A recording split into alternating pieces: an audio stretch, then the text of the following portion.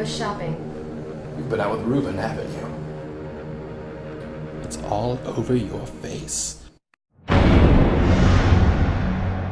hate to say it, but now the bachelor's degree is worth the equivalent of a piece of American cheese. I'm sorry, I know, I have one. And while I really do like American cheese, especially when you put it between two thick pieces of Texas toast, come on, you know what I'm talking about. And you butter it on both sides. Put it on the George Foreman bucket, get them both nice and crispy. Nice on the outside, gooey gooey in the middle. That's about all that it's good for. I mean, who you are, what you do, what you bring to a job, your soul, your essence, everything that is. It doesn't really matter because the employees are looking for paper, and that paper costs money, and that money means borrowing. And the truth is, we are not even a pay-to-play society anymore. We are a borrow-to-work society. Okay, where'd you graduate from? OU. Okay, what in? Journalism. Okay, Have you had any luck finding any employment in the field?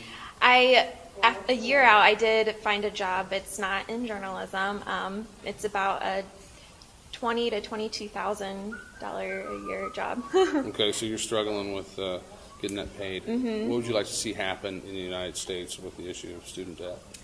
Well, really, I would like to see more of this go on, more people be educated, and more people rally together to be able to make an impact in Congress. It's great to hear that there is legislation being presented, but ultimately I would like some type of legislation to pass. I mean, he actually was really identifiable. A lot of his experiences, I was like, I remember that. Like, that sounds familiar. Okay. Anything else you'd like to say? I don't think so. Well, thank you very much for your time. Thank you. I took my piece of American cheese and I started looking for a job. And after months and months and months and months of searching, finally I was offered a job. It was like from the heavens, from the for-profit university world, and the position was admissions advisor. And you know, that just made me feel good. The word university makes us feel good. It's so official. I work at a university. I can just stand up. You know what it made me feel like doing? I could wear chainmail all over my body and carry a shield that made people feel safe. You know what else it did? It helped me shift the way I had dinner conversations. We all have these. So, what is it that you do for a living? I'm an actor, actually. I'm an artist, and I'm trying to do this social theater thing. Oh, an actor, huh? What an interesting life. That's interesting. So, I mean, are you in the movies? Because anybody who's anybody's in the movies nowadays. No, I'm not actually in the movies. I'm trying to do something a little bit off the cuff, a little bit on the fringe. Oh, theater person. What an interesting life. What a funny, interesting life. What a funny, interesting, little, quaint little life. I can't seem to put it in a box. I can't seem to understand it. It reminds me of kidney beans. Maybe a salad. But see, now with this job as an admissions advisor at a university, I could flip the script on this guy like an inspired beat poet. So the question starts. So, what do you do for a living? Well, I'm glad you asked, Poindexter, because I do a lot of important things. You see, I work at a university. I mold minds. Minds mold me. I mold minds at the university. I don't have to worry about anything because I have a salary. It nourishes me. I have health insurance. Yes, it insures me. They even take the liberty of ripping $120 out of my paycheck a week, and they may not even cover the cost of medical expenses, because that's when you know you've made it in this country of ours, the U.S. of A., when you can't afford your medical bills, right? Tell me about any kind of student loan situations. What do you think about the issue? The floor is yours. I have $80,000 in student loan debt. I went to a private institution, Rochester Institute of Technology in Rochester, New York. Okay. I have a bachelor's degree in communication. Okay. When I came out, I also got a $22,000 per year job. Not what I was promised when I went in. Oh, they said we'd be starting off at 40. What would you like to see happen with do you think there should be a student debt forgiveness in the United States? Some sort. Something. You know, I think if a bailout is appropriate for billion-dollar corporations, why not? I would place more emphasis on maybe taking the private sector out of the student loan game completely. All right. Anything else you'd like to say? The performance was brilliant. I laughed. It was thought-provoking. I felt deeply uncomfortable. I loved it. It was great. Okay. Thank you so much for your time. You want to know the truth? Okay. I'll tell you what happened. Here's the truth. I took a job at a for-profit university. I enrolled students. I put them into debt in order to pay off my own student loan debt. And that's the truth. That's it. No excuses. Nothing. But I hope that, what is that called, the silver lining? I hope that there was a silver lining, that throughout this journey that I could give more than I took away. So, here I am. I'm in my office. And let me give you a little explanation. I'm in a fucking box here, okay? And I'm working with 1, 2, 3, 4 other advisors. They're all young, they're all hungry, they're all there for other reasons. That's it. No one wanted to be there to advise people for the rest of their life. They just wanted to advise students so they could pay off their student loan debt. That's it. Now I'm going to give you a tour of what the office kind of looked like. As you walk down the hallway, you're going to pass the president's office. He's over here. He's sort of a mix between George Bush and a hybrid of a Spock character, okay? And as you walk down the hallway, you're going to be able to hear noises. You're going to be able to hear roaming and moving and grazing. Don't worry, that's just the dean of admissions. She's out to lunch. It's kind of like National Geographic just for your ears. And then there's my boss, right? While she loved treating people like numbers, loved enrolling students at any moral cost, and loved microwaving White Castle, just right here. Right here in the office. Just pick a bridge anywhere. Cleveland, Dayton, you're going over the bridge and you're saying, what the fuck is that smell? That's the office. All day long, White Castle, here we go. But most of all, she loved hating me. I'm entering into a world where the degrees, the value of degrees are going down, but the cost of degrees are going up and up and up and up. And the value of the degrees are going down and down and down, and the cost of the degrees are going up and up and up and up. And here I am, sitting in this office, trying to figure out what I'm going to do for the rest of my life. So what I did was I had to train. They sent me all the way to Milwaukee, right? And in Milwaukee, I had the regional director from Chicago come up and give me a lecture on how I should be addressing the American student. Look, what are we selling here? We're selling hope, we're selling security, we're selling stability, we're selling the ability to make a lot of money. Now, can we deliver? I don't know. We can do our best. Look, when you're talking to students, you gotta really pierce their armor, all right? What's armor, folks? What's armor? That's their language, that's their ethnicity, that's their barrio, right? That's their hood. It's all bullshit. It's all bullshit. It's just a defense mechanism to prevent you from getting what you want. So what you got to do is you got to take your crab claws that we talked about. Remember, they're not too threatening. They're sharp, and you can kind of just peel back the layers. So that's what we're going to do. We're going to peel back the layers and peel back the layers and peel back the layers until you reveal their heart. And here's what you're going to do. You're going to take a psychological needle, and you're going to pierce their heart. No need for machetes here, people. We're civilized adults, okay? And you're going to pierce their heart and just really feel what they feel. What is it that they hope for, these students? What do they hope for? Are they poor? Well, then push it. Make it hurt. Single mother of 2? Push that. Make it hurt. Stupid, retarded, piece of shit, criminal, slut, addict. Push it. And now, this is the best part. You are the solution to that pain. This institution is a solution to that pain. So by the time you're done talking with them, they should be begging you to go to school. Look, give them what they want. Hey, their drug has been failure. I don't care. Make us their new drug of choice. You're going to stick the needle in. You're going to get them hooked. You're going to sign the dotted line. And then you're done for the day. This was my training, and I don't know how I feel about this. I mean, this is my first week on the job. But then what about my life? What about my wife and my student loan debts and the private lenders that keep calling me on this phone and my cell phone and every phone that I have, and I have to keep this job? But see, I caught a glimpse of a world that I'm not sure if I'm really comfortable with.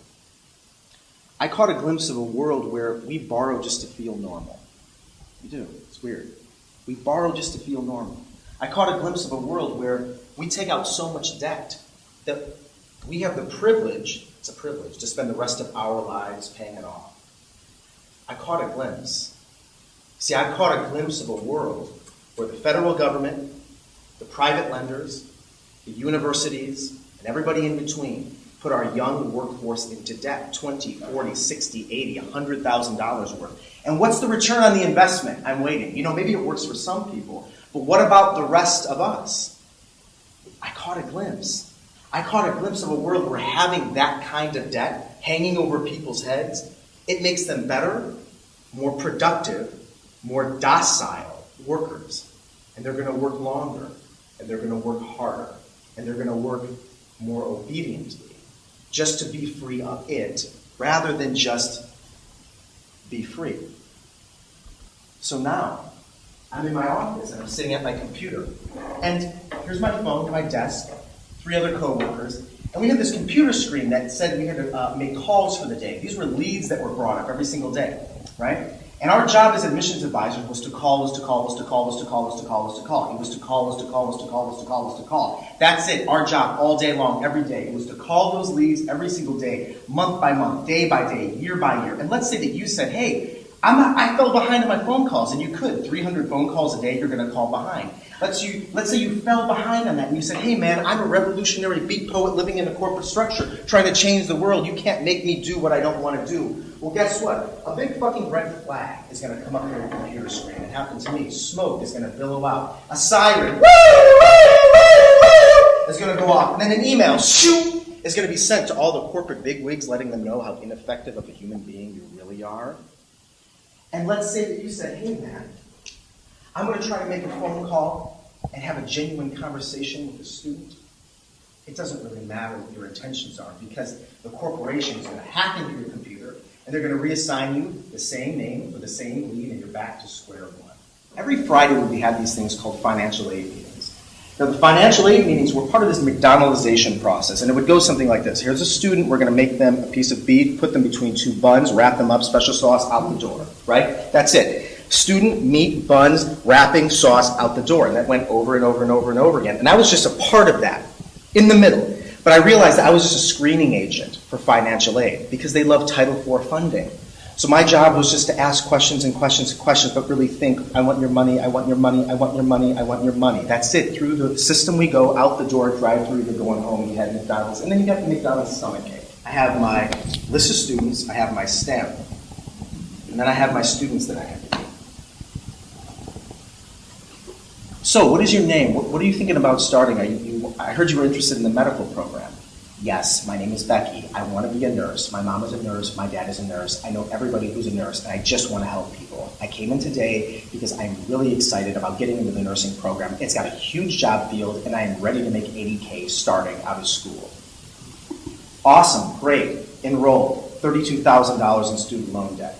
Next. Sir, how are you? I see you brought some family in with you.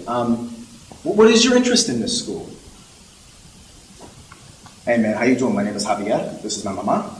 She's very nice. She doesn't speak English, but she's feisty and she wants to come with me, and she's very proud of me. This is the only school in this neighborhood.